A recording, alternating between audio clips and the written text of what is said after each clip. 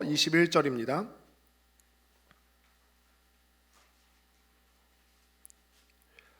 창세기 21장 1절부터 21절까지 말씀 한 절씩 교독하여 읽습니다. 여호와께서 말씀하신 대로 사라를 돌보셨고 여호와께서 말씀하신 대로 사라에게 행하셨으므로 사라가 임신하고 하나님이 말씀하신 시기가 되어 노년의 아브라함에게 아들을 낳으니 아브라함이 그에게 태어난 아들 곧 사라가 자기에게 낳은 아들을 이름하여 이삭이라 하였고 그 아들 이삭이 난 지 8일 만에 그가 하나님이 명령하신 대로 할례를 행하였더라. 아브라함이 그의 아들 이삭이 그에게 태어날 때에 100세라. 사라가 이르되 하나님이 나를 웃게 하시니 듣는 자가 다 나와 함께 웃으리로다. 또 이르되 사라가 자식들을 젖먹이겠다고 누가 아브라함에게 말하였으리요마는 아브라함의 노경에 내가 아들을 낳았도다 하니라. 아이가 자라매 젖을 떼고 이삭이 젖을 떼는 날에 아브라함이 큰 잔치를 베풀었더라. 사라가 본즉 아브라함의 아들 애굽 여인 하갈의 아들이 이삭을 놀리는지라. 그가 아브라함에게 이르되 이 여종과 그 아들을 내쫓으라. 이 종의 아들은 내 아들 이삭과 함께 기업을 얻지 못하리라 하므로 아브라함이 그의 아들로 말미암아 그 일이 매우 근심이 되었더니 하나님이 아브라함에게 이르시되 내 아이나 내 여종으로 말미암아 근심하지 말고 사라가 내게 이른 말을 다 들으라. 이삭에게서 나는 자라야 내 씨라 부를 것임이니라. 그러나 여종의 아들도 냈으니 내가 그로 한 민족을 이루게 하리라 하신지라.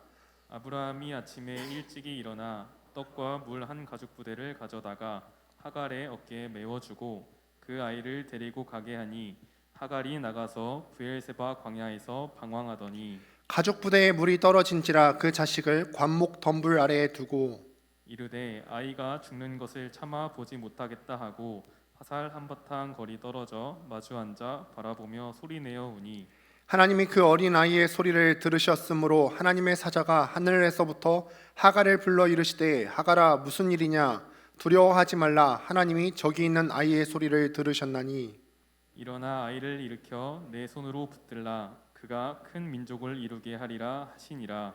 하나님이 하갈의 눈을 밝히셨으므로 샘물을 보고 가서 가죽 부대에 물을 채워다가 그 아이에게 마시게 하였더라. 하나님이 그 아이와 함께 계심에 그가 장성하여 광야에서 거주하며 활 쏘는 자가 되었더니 함께 읽습니다. 그가 바란 광야에 거주할 때에 그의 어머니가 그를 위하여 애굽 땅에서 아내를 얻어 주었더라. 아멘. 오늘은 돌보심이라는 제목으로 하나님 말씀을 증거하겠습니다. 제가 지난주에는 못 왔었죠. 코로나 확진이 되어갖고 저도 그거를 경험해 보았네요. 그래서 지난주에 코로나 확진이 되었다가 수요 예배에 다시 한번 현장으로 나와서 예배를 드리는데 한 권사님께서 저더러 그러셔요. 목사님 또 아프셨다면서요 그러셔요. 제가 내 이미지가 교회에서 이렇게 고착화됐구나. 제가 작년부터 결핵을 앓고 코로나도 걸리고 작년부터 2년여에 걸쳐서 아플 수 있는 거는 다 아파보는 것 같은데 권사님들께서 기도 제목을 이렇게 공유를 하시는가 봐요. 그래서 이 목사님은 굉장히 뭔가 건장해 보이는데 뭔가 안 좋고 속이 골맞고 약간 그런 이미지였어요. 그런데 제가 작년에도 결핵으로 아프고 올해도 코로나 확진이 되어서 아프면서 하나님께서 또 깨닫게 하시는 부분이 있었어요. 그게 뭐였냐면은 돌보심에 대해서 생각해 보게 하셨어요. 돌보심. 이 아픈 중에도 지금까지 사실 안 아프게 하신 것도 하나님의 돌보심이었거든요. 근데 아프신 중에서도 하나님께서 치유하셨고 또 찬양인도 하시기 전에 우리 이대현 전도사님도 눈물을 흘릴까 말까 하다가 안 흘리셨다고 했는데 그 어려운 중에서도 결국은 또 돌보셔서 이 자리에 또 찬양인도의 자리로 세우셨지 않습니까? 돌보심에 대해서 내가 생각해 보려는 찰나에 또 오늘 본문을 함께 겹치게 되었습니다. 오늘 말씀 창세기 21장은 여호와께서 아브라함에게 말씀하신 대로 여호와께서 아브라함에게 말씀하신 대로 약속하신 대로 사라에게 아들을 주시겠다는 이야기로 시작이 되어집니다. 사라에게 아들을 주셨다는 이야기를 다루고 있는데요. 하나님께서 사라를 돌보아 주셨다고 그렇게 기록을 합니다. 하나님께서 사라를 말씀하신 대로 돌보셨다는 기록으로 오늘 본문이 시작이 되는데 제가 창세기 18장, 지난번에 창세기 18장을 설교하면서 여러분들께 이런 질문을 드린 적이 있어요. 하나님께서 여러분들에게 내 각자의 삶에 찾아오신다면 과연 나는 무엇이 좋은가? 여호와께서 여러분들에게 찾아오신다면 여러분 무엇이 좋을까요? 질문한 적이 있습니다. 하나님이 내 인생 가운데, 여러분들 인생 가운데 찾아오신다면 과연 무엇이 좋을까요? 아브라함 입장에서 한번 이 본문을 한번 생각해 보십시다. 우리가 하나님께서 나를 함께 하시겠다고 약속하신 지가 25년이 지났습니다. 중간중간에 이 하나님께서 나를 찾아오셔서 약속해 주셨지만 여전히 나의 상황을, 현 상황을 되돌아보면은 아들 하나 없는 것이 나의 상황입니다. 하나님께서 25년 동안 나에게 계속 말씀하셔요. 네 이름을 창대하게 만들어 줄 것이고 네 씨가 하늘의 별같이 바다의 모래같이 많아지게 할 것이다. 한 민족을 이루게 할 것이고 나라를 이루게 할 것이다 약속하셨는데 현실은요? 아들 하나가 없습니다. 내년 이맘때에 너희가 아들을 주겠다고 이 전장에 약속을 하셨죠. 그런데 하나님께서 또한 그 아들을 내년 이맘때에 얻을 것인데 아들의 이름을 이삭이라 하라 이름까지 특정해 주셨는데 지금 여전히 나는 아들이 없습니다. 내년이 되면요 나는 100세가 되고 내 안에 사라는 90세가 될 것입니다. 아들을 과연 낳을 수 있을까요? 여태까지 못 낳은 아들인데 90세가 된 아내와 100세가 된 이 나의 가정, 이 노인들의 가정 가운데 과연 아들이 태어날 수 있을까요?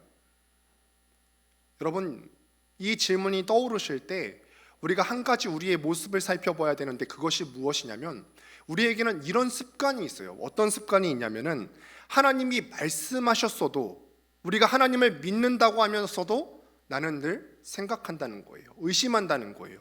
가능할까? 불가능할까? 내가 하나님을 믿고 하나님께서 나에게 하신 말씀에 대해서도 우리가 생각하는 게 뭐냐면 하나님이 나에게 이렇게 말씀하셨는데 이게 가능할까? 라고 생각하는 습관이 있다는 거죠. 하나님이 말씀하셨는데 왜 자꾸 우리는 우리의 잣대대로 이것이 가능할까 불가능할까를 따지게 되는 걸까요? 이거는 아마도 우리가 세상에서 많은 실패와 거절을 경험했기 때문이 아닐까 생각을 해보게 됩니다. 자꾸 우리가 거절당하고 직장에서 거절당하고 친구 사이에 거절당하고 학교 생활 가운데 거절당하고 실패하기 때문에 우리의 마음속에는 하나님이 말씀하셨는데도 불구하고 이게 가능할까? 나는 계속 실패해 왔는데 이게 어떻게 가능해? 여태까지 내가 99세가 되는 이 시점까지 하나님께서 나에게 약속을 주신 지 25년이 되었는데도 안 이루어졌는데 이게 가능한가? 그런데 여러분 단언컨대 하나님께서 말씀하셨으면 말씀하신 대로 이루어 주실 줄을 믿습니다. 목사는 그런 사람이에요. 알고 있는 것들을 다시 한번 되짚어주는 사람이죠. 하나님이 말씀하셨으면 여러분들 삶 가운데 말씀하신 대로 이루어집니다. 오늘 본문의 1절에 보니까 여호와께서 말씀하신 대로 사라를 돌보셨다고 합니다. 여기서 보면은 돌보셨다라는 단어를 여러분들이 주의 깊게 보셔야 되는데 제가 요즘 계속해서 영어 단어를 보는데요. 돌보셨다라는 것을 킹제임스 버전으로 보면은 비시트라고 되어 있어요. 돌보셨다라는 말은 원어로 보게 되면은 이 말이 무슨 말이냐면 방문하다, 오시다라는 뜻을 갖고 있습니다.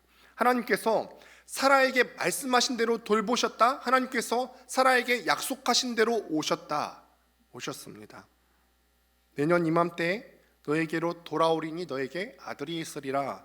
하나님이 약속하신 대로 사라에게 오셨어요. 그 말은 하나님께서 약속하신 대로 사라에게 아들을 주신 거죠.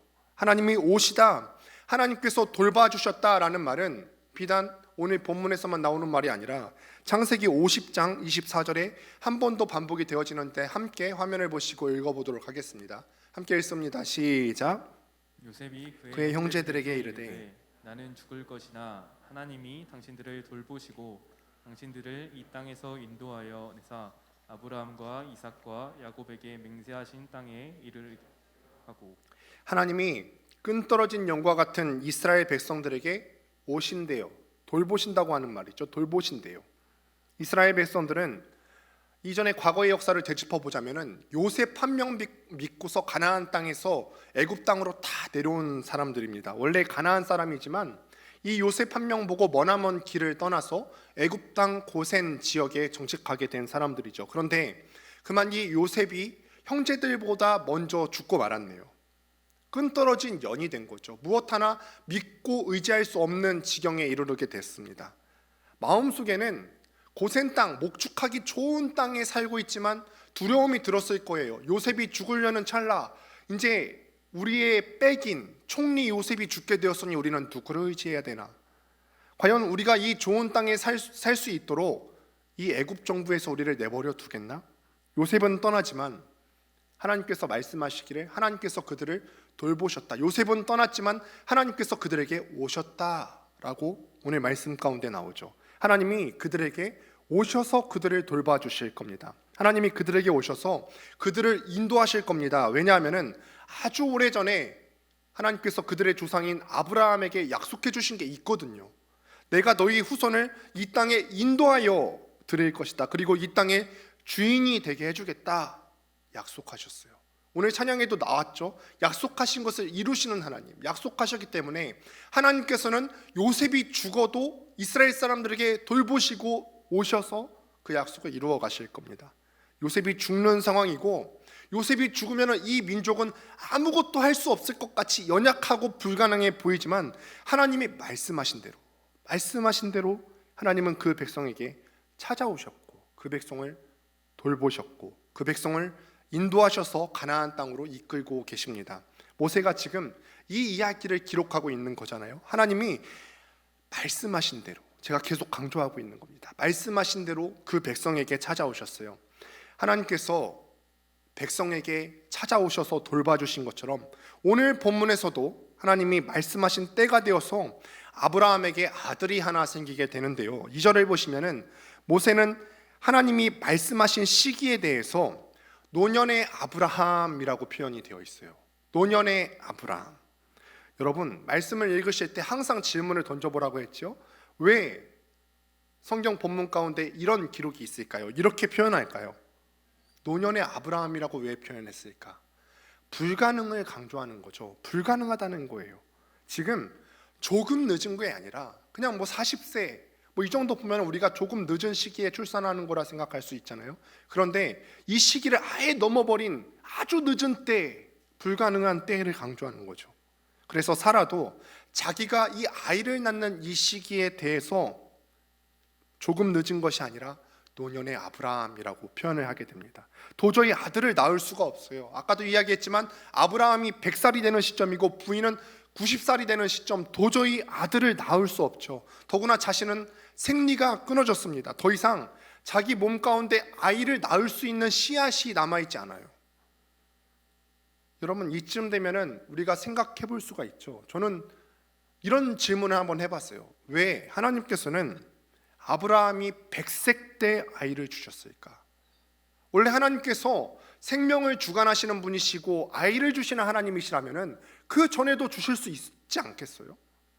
30세에도 주실 수 있었을 것이고 좀 늦게 40세라도 주실 수 있었을 터인데 왜 하필 한참 지난 아브라함의 노년의 때 100세의 아들을 주셨을까? 아무리 살펴보아도 사실 잘 모르겠어요. 그런데 한 가지 생각을 해봅니다. 지금 모세가 이 창세기를 기록했을 때의 상황과 한번 생각을 해보는 거예요. 모세가 이 창세기를 기록할 때에는 이스라엘 사람들이 민족을 이루어서 출애굽을 시도하던 그때입니다. 근데 이스라엘 사람들이 생각할 때 자기들이 출애굽해서 가나안 땅의 주인이 된다는 것 불가능하죠. 뒤에는 애굽 군대, 잘 훈련된 애굽 군대가 자기들을 뒤쫓고 있고 앞에는 아주 거대한 가나안 거민들이 그 땅에 거주하고 있어요. 튼튼한 성벽이 그들의 앞을 가로막고 있죠. 근데 자기네들은요, 변변찮은 군대 하나 갖추지 못한, 급하게 쫓겨나오느냐 무기조차도 제대로 갖추지 못한 그런 민족 아닙니까? 자기네들이 출애굽해서 가나안 땅의 주인이 된다는 것 불가능하죠. 그러나 이것보다 더 불가능한 것이 이루어졌다는 거예요. 이것보다 더 불가능한 것은 생리가 끊어진 여인이 아이를 낳는 것 아니겠습니까? 그런데 하나님께서는 이들에게 오셔서 그 불가능한 일을 행하셨죠. 그들은 믿어야 했어요. 이스라엘 사람들은 믿을 수밖에 없었죠. 자기 조상의 그 이야기를 들으면서 불가능한 일이 이루어진 그 사건을 들으면서 믿을 수 있었겠죠. 아, 뒤에 애국 군대가 쫓아오고 앞에 가나안 땅에 거민들이 있어? 그런데 우리 조상의 이야기를 들어보니까 하나님이 돌보시면 하나님이 오시면 되겠구나. 아브라함에게 하나님께서 돌보시고 오셨더니 아이가 생겼어요. 100세에. 우리도 하나님이 오시면 돌보시면 되겠구나. 또 생각해 봅니다. 또한 혹시 하나님께서는 이 이삭을 100세 때 아브라함에게 주시면서 혹여나 예수님을 생각하신 것은 아닐까요? 얘들아, 동정녀 탄생이 불가능하니 생리가 끊어져서 난자가 없는 사라가 아들을 낳는 것도 그 이전에 불가능하지 않았겠니? 이스라엘 백성들아, 아브라함과 사라가 100세 때 90세 때 조상 이삭 낳은 것을 믿는다면 거룩하신 전능하신 자가 동정녀 탄생한 것도 믿을 수 있지 않겠니? 전 하나님께서 이것을 또한 염두에 두신 것은 아닐까 하는 생각을 해보였습니다. 한 가지 분명한 것이 있지요. 제가 아까도 단언했지만 하나님께서 말씀하시면, 하나님께서 돌보시면, 하나님께서 비지트 방문하시면, 오시면 된다는 거예요. 하나님이 우리와 함께 하시고 돌보시면은 우리 나이가 아무리 많고 우리 상황 가운데 아무리 불가능한 일 투성이어도 그대로 이루어질 줄을 믿습니다. 말씀하신 대로 아들이 태어났고, 오늘 본문에는 그런 표현이 없지만 이미 이전에 말씀하신 대로 그 아이의 이름을 이삭이라 지었고, 말씀하신 대로 낳은 지 8일 만에 이삭에게 할례를 행했습니다.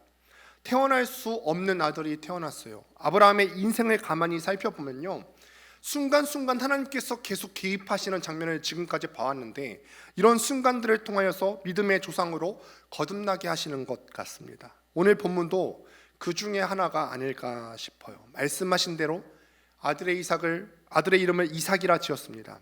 여러분, 제가 저번에 말씀드렸을 때 이 아들 이삭의 이름의 뜻이 뭐라고 했죠? 웃다라고 했습니다. 웃음입니다. 내년 이맘때에 네가 아들을 낳을 건데 그 아들의 이름을 이삭이라 하거라, 웃음이라 짓거라. 그런데 그 이야기를 들은 아브라함과 사라가 어떻게 했다고 했어요?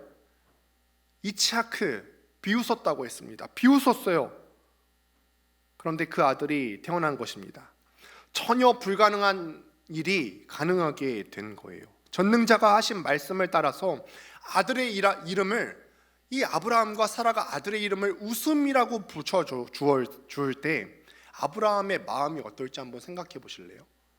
내가 하나님께서 이 아들이 있을 것인데 그 아들의 이름을 이삭이라고 하라라고 했을 때 아브라함과 사라가 그 앞에서 비웃었어요. 그런데 진짜 태어났네요.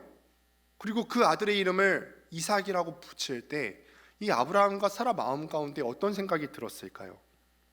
비웃었던 것, 정말 잘못했구나, 수치스럽게 생각하진 않았을까요?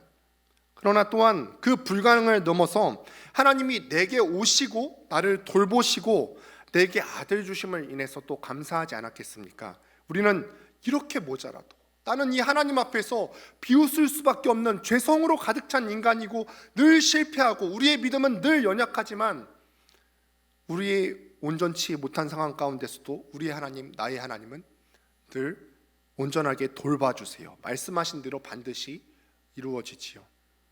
사라는 하나님을 비웃었었어요. 오늘 본문 6절에 보니까 하나님께서 나를 웃게 하시니 이 소식을 듣는 모든 자가 나와 함께 웃으리로다. 믿지 않았던 아브라함과 사라, 하나님을 비웃었던 이 아브라함과 사라에게 오셔서, 믿음이 온전치 않은 자들에게 오셔서 온전하신 일을 행하신 하나님을 우리 또한 찬양합니다. 하나님 은혜 가운데 시간이 지나서 이 아이가 잘 자라고 있습니다. 아마 제가 아브라함과 이 사라의 상황이라면 관절의 허락이 됐다면 계속 이 아이를 안고 다녔을 것 같아요. 제가 제 첫째 아들 이름이 하엘인데, 하엘이가 태어났을 때 그 기쁨과 감동을 아직도 잊을 수가 없어요. 몇 년이 지났는데도 3살, 4살이 되었는데도요, 장 보러 갈 때 항상 안고 다녔어요. 유모차를 샀는데요, 유모차를 쓸 일이 없었어요. 제가 안고 다녔거든요. 그게 그렇게 기쁜 일입니다. 아마 아브라함은 더하지 않았을까요? 원래대로라면은 100세라면 증손자, 고손자를 봐야 될 나이에 아들을 낳았어요. 힘과 여력이 되는 한 계속 안고 다니고 싶었을 겁니다. 이 아이가 지금 돌이 지나고 2돌이 지나고 젖 뗄 때쯤 되었다고 하죠. 얼마나 이 아이가 기특하고 예뻤겠습니까? 이제 이 아이를 드디어 아장아장 걸어다니게 될 시점에 바닥에 내려놔도 되었어요. 마음에 기쁨이 있어서 이 아브라함과 사라가 잔치를 벌였다고 본문에 기록을 합니다. 여러분, 이 아브라함과 사라의 마음을 이해하실 수가 있죠. 정말 귀하게 낳은 아들이 아장아장 막 걸어다니는데 이 기쁨을 함께 나누고 싶어서 잔치를 벌였어요. 저는 충분히 이해할 수가 있어요. 그런데 이 즐거웠던 시간에 기쁨을 나누고 있는데 그만 사라가 보지 않았으면 좋았을 것을 봤네요. 그거는 아브라함의 아들이자 애굽 여인 하갈의 아들인 그 아이가 자기가 배 아파 낳은 그 이상을 희롱하는 장면, 이거를 사라가 목격을 했어요. 여기요, 희롱하다도 한번 동그라미 한번 해보세요. 희롱하다는 말은요, 아주 무서운 말이에요.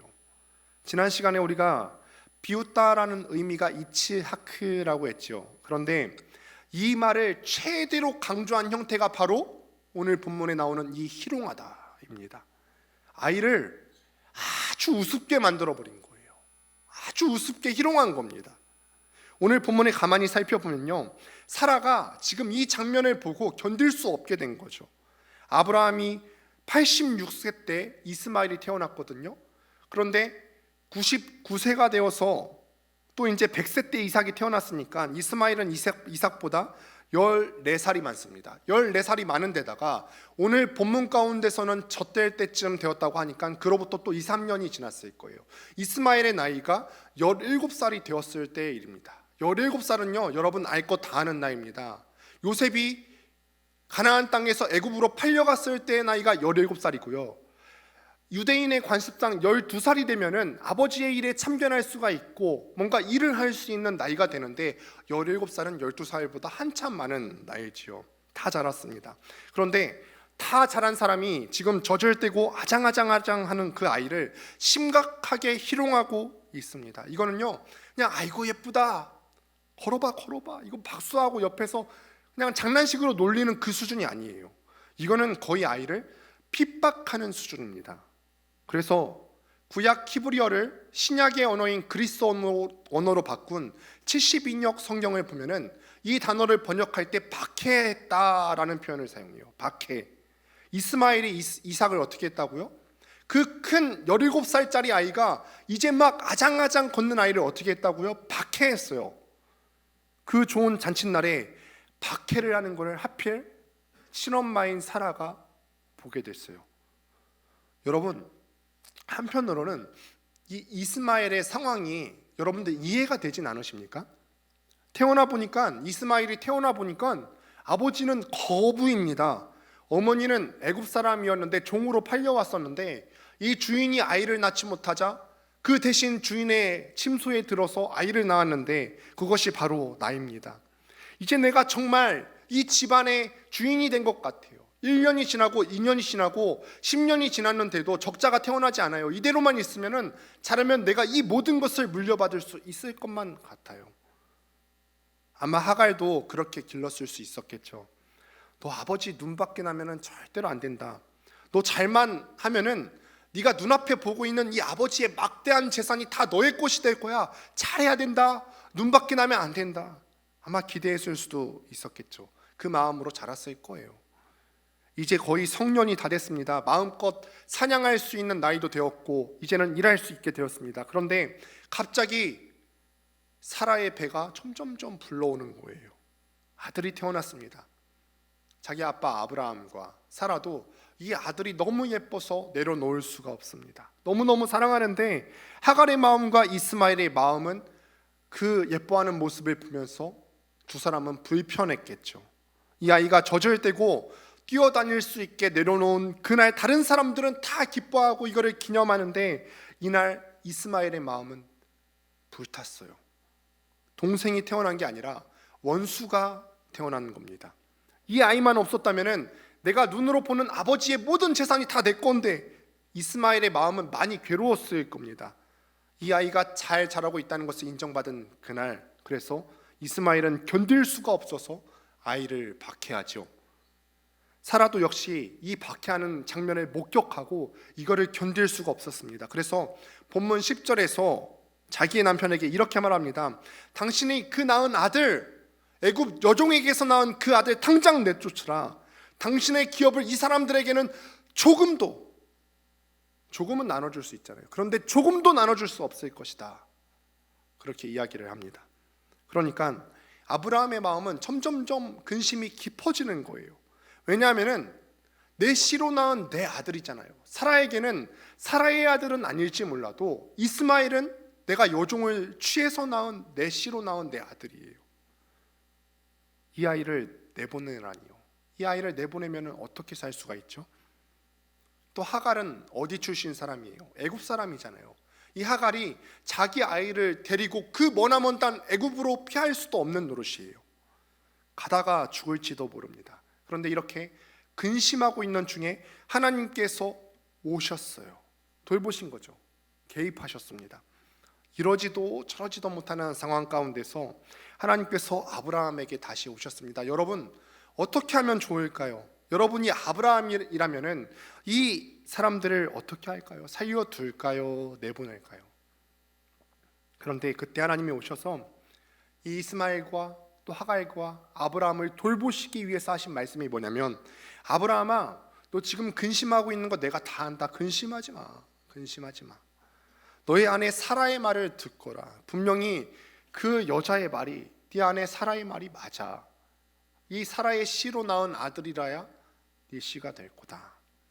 하나님이 사라의 말을 들으라고 하셨습니다. 아브라함이 그날 밤 잠을 못 잔 걸까요? 아니면은 말씀에 순종하기 위해서였을까요?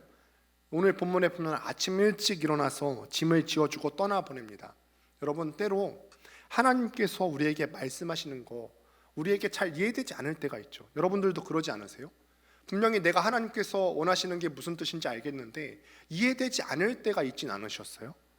그러나 여러분, 분명히 아셔야 돼요. 지금까지 우리가 본 것처럼 하나님이 우리에게 오셔서 말씀하신 것은요, 언제나 최선의 선택이셨어요. 그리고 그 말씀을 이루는 것은 하나님께서 최고의 능력으로 이루셨어요. 그래서 이삭이 태어날 수 있었죠. 이 하나님이 다시 우리 가운데 오셔서 말씀하시기를 너의 씨로 나온 이스마엘을 내보내라고 하시는데 내보내야만 합니다. 아브라함은 어쩌면 이해되지 않을 수도 있어요. 얘네들 내보내서 어떻게 삽니까? 어쩌면 이해되지 않을 수 있는데 내보내야 됩니다. 그래야 우리의 삶이 평안한 거예요. 그런데 한 가지 기억하셔야 되는데, 순종하려면 반드시 내 부인이 있어야 된다는 거예요. 자기를 부인하는 그런 상황을 반드시 극복해내야 된다는 거예요. 나는 안 보내고 싶은데요, 하나님, 그래도 이스마엘이 사라의 아들은 아닐지 몰라도 내 아들 아닙니까? 내가 어떻게 내 아들을 죽을지도 모르는 광야에 내보냅니까? 나는 안 내보내고 싶은데요. 내 생각은 이래도 내 이 뜻을 꺾는 과정을 반드시 겪어야 된다는 거예요. 그래서 우리가 깊은 근심에 빠지는 거잖아요. 내가 분명히 하나님의 뜻을 알겠는데 내 마음이 내키지 않아서 우리의 마음에 근심이 될 때가 많잖아요. 그래도 우리가 내려야 하는 결론은 무엇이냐면, 최선이시고 최고이신 하나님 앞에 내 생각을 싸그리 다 버리는 거예요. 무시하는 겁니다, 내 생각을. 그리고 내가 모자란다고 고백하고 하나님 말씀 앞에 순종하는 것, 그래야 우리의 인생이 평안한 겁니다. 이른 아침에 그래서 아브라함이 그 하나님 말씀에 순종해서 자기 생각과 상관없이 이 가족들을 내보냈습니다. 오늘 본문에 보니까 하갈과 이스마엘이 광야 가운데서 방황했다라고 기록을 하죠. 저는 이 말씀을 읽는데 마음이 굉장히 불편해요. 매우 불편해요. 불쌍하기도 하지만 굉장히 불편했어요. 하갈은 가만히 있었잖아요. 그냥 하갈이 한 게 뭐 있어요? 주인들이 아기 못 낳는다고 갑자기 자기 보고 들어가라고 해서 들어가고 아들을 낳으라고 해서 낳은 거잖아요. 그런데 이제 와서 내쫓다니요. 너무 불편한 상황이 생긴 거죠. 물론 내쫓을 때 물도 어느 정도 주고 식량도 주었지만 광야가 어디 만만한가요? 쫓겨나서 먹고 마시다 보니까 갖고 있는 것들이 다 떨어져 버렸습니다. 아이가 이제는 시름시름 알아가고 있습니다. 먹을 게 없는 광야, 마실 게 없으니까 이 아이가 막 웁니다. 그 젊은 아이가 아플 정도면 이 나이든 어머니 하갈은 얼마나 괴로웠겠습니까? 차마 아이가 목말라 죽어가는 것을 볼 수 없으니까 관목 덤불 그 그늘 사이에 아들을 밀어넣고 조금 떨어진 거리에서 아들도 울고 엄마 하갈도 울고 있어요. 여러분, 이 장면도 이해가 가세요? 자기도 너무 힘들어요. 아들이 막 울고 있는 것을 보는데 자기도 너무 힘든데 자기까지 우는 모습을 아들이 보게 되면 부모가 너무 마음이 아플 것 같으니까 떨어져서 숨죽여서 울었겠죠. 아들도 울고 엄마도 웁니다. 우리도 그런 상황들이 있잖아요. 나도 울고 내 옆에 사람들도 울고 내 가족들도 울고. 저는 성경을 읽을 때 이 본문이 그렇게 마음이 불편했다는 거예요. 아브라함과 사라가 잘못했는데 하갈과 이스마엘이 지금 그 벌 받는 거 아닌가. 막 우는 소리를 오늘 본문 가운데 보니까 하나님이 들으셨다 반복을 하네요. 하나님이 그 문제 있는 상황이 있는데 그 문제 있는 상황 가운데 외면하지 않으세요. 여러분, 이거는 우리에게도 해당되는 말씀입니다. 우리에게 어려움이 닥칠 때, 우리에게 이해하지 못하는 그 상황이 닥칠 때 하나님이 들으십니다. 하나님이 들으십니다. 반복해서 들으십니다. 그래서 하나님의 사자를 보내셔서 말씀하실 때 이 하갈과 이스마엘이 회복이 됩니다. 눈을 밝히시고 옆에 샘이 있는 것을 보게 하시고 그 샘을 마시고 그 물을 가죽 부대에 채워서 살아갈 수 있게 하시죠. 조금 더 넘어가서 창세기 25장에 보면은 이스마엘에 관한 기록이 다시 나오는데 이스마엘에게는 12아들이 생깁니다. 이 12아들이 다 민족 가운데 그 사람들 가운데 리더가 되고 지도자가 됩니다. 또 버림받았던 이스마엘은 하나님께서 그 광야 가운데 이스마엘과 함께 하셔서 무려 137세까지 살았습니다. 이것이 하나님이 함께 하시는 자의 비례예요. 우리가 지금 울 수밖에 없는 상황, 숨죽여서 울 수밖에 없는 상황이라도 하나님께서는 우리의 상황을 외면하지 않으시고 들으시고 풀어주십니다. 그런데 이렇게 은혜를 주시는데 무슨 조건이 있습니까? 우리 모두는 하나님 앞에 온전치 못했어요. 가만 다시 한번 생각을 해보세요. 오늘 말씀 본문 가운데 다시 한번 생각을 해보십시오. 본문에 4명 나와요. 아브라함, 사라, 하갈, 이스마엘 4명 나오지요. 다 4명 다 하나님 앞에 온전치 못한 사람이었어요. 아브라함도 사라도 하나님을 믿는 일에 온전치 못했잖아요. 아들 주겠다고 했는데 그 앞에서 비웃은 사람 아닙니까? 신성 모독이죠. 온전치 못한 사람이에요. 하갈은요, 자기 자리를 이탈한 사람 아닙니까? 자기가 아들 낳았다고 여주인을 괄시했다고 했어요. 자기 자리를 이탈한 사람이었죠. 하갈의 아들 이스마엘도 마찬가지예요. 아들로 사랑받은 기간, 이삭이 태어나기 전까지 오랜 시간 사랑받았는데 더 사랑받는 아들이 태어나니까 그 아들을 박해했어요. 희롱했어요. 그 바람에 쫓겨난 거죠. 오늘 본문을 가만히 살펴보면 이 4명 다 돌보심을 받은 이 4명 다 잘한 사람은 아무도 없습니다. 아브라함도 사라도 하갈도 이스마엘도 잘한 사람은 아무도 없는데 오히려 계속 실수만 나는데 하나님은 이 4명의 상황을 다 돌보셨습니다. 다 찾아오셨어요. 아브라함과 사라에게도 약속하신 대로 말씀하신 대로 아들을 주셨고요. 영문도 모르고 박해를 받고 있던 이삭도 하나님이 보호하셨고 또 자기 자리를 이탈해버렸던 하갈과 이스마엘도 함께해 주심으로 인해서 광야의 자리에서도 살아남고 큰 민족을 이루게 해주셨어요. 저는 이 말씀을 보면서 격리기간 가운데 이 말씀을 또 묵상하면서 마음에 감동이 되었어요. 오늘 본문에 나오는 4사람, 아브라함과 사라와 하갈과 이스마엘 가운데 누구 한 사람도 하나님이 돌보지 않은 사람이 없습니다. 다시 얘기하지만 이 넷 중에 하나님의 돌보심을 받을 만한 예쁜 짓을 한 사람이 하나라도 있습니까? 한 명이라도 하나님의 돌보심을 받을 만한 조건과 자격을 갖춘 사람이 있습니까? 한 사람도 없지 않습니까? 결점투성이 사람들이었어요. 그런데 수천 년을 뛰어넘어서 오늘날에도 그렇거든요. 우리라고 하면 너무 나랑 동떨어진 것 같죠? 나도 그래요. 여러분들 한 명 한 명도 다 그렇지 않습니까? 오늘 본문에 나오는 4사람처럼 여러분들 늘 실패하는 거 다 알지 않습니까?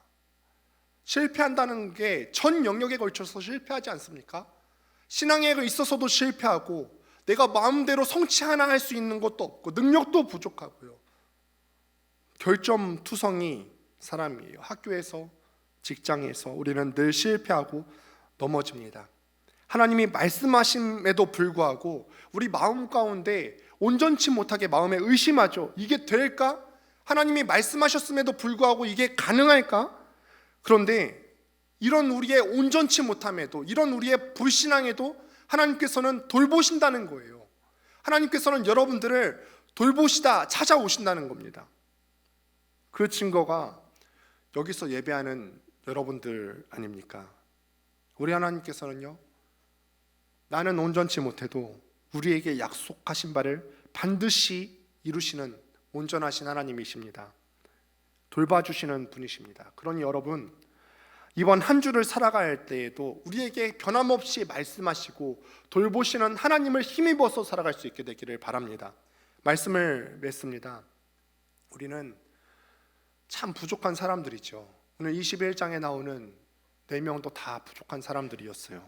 그럼에도 우리 하나님께서는요, 한 명 한 명을 그렇게 세심하게 돌보셨네요. 우리에게 말씀하신 바를 이루시고 또 우리를 오늘도 돌보시는 하나님이십니다. 그 하나님께서요, 오늘도 수천 년을 뛰어넘은 오늘도 우리를 돌보시고 이끄실 것을 믿으시고 그 말씀하신 약속을 따르시고 순종하시는 여러분들 되기를 바랍니다.